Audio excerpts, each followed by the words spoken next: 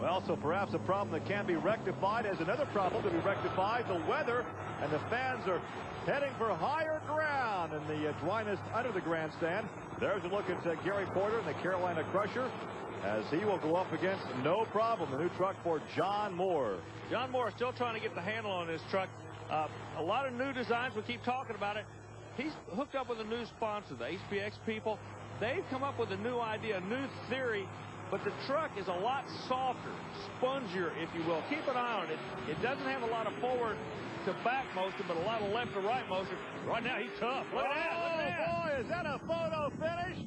John Moore, no problem. Gary Porter, the Carolina Crusher, we could have a photo finish.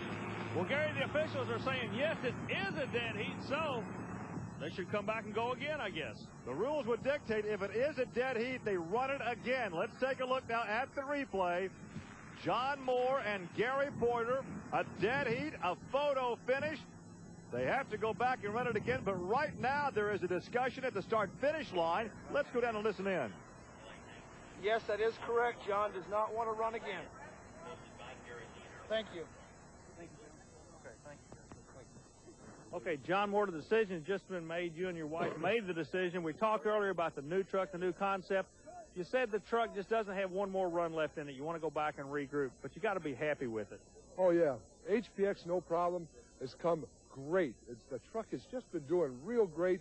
We're having a little spring problem right now. We got our rate a little too soft, and there's no more I can do to the truck right now. And the truck is so good, I don't really want to hurt the chassis by going out. We've got a good piece of equipment, and I don't want to hurt it. Well, speaking of hurting, Mother Nature is about to inflict some damage on all of us because heavy winds have moved into the area along with some drizzle. We understand some rain will follow, some heavy rain.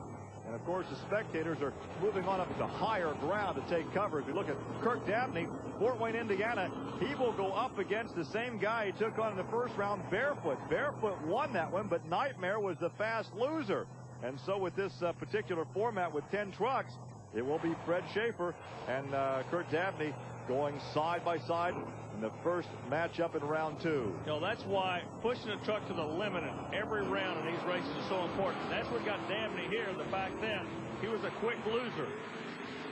Barefoot takes the victory. Dabney's in trouble, almost over on his side. Look at that, back the other way and upside down.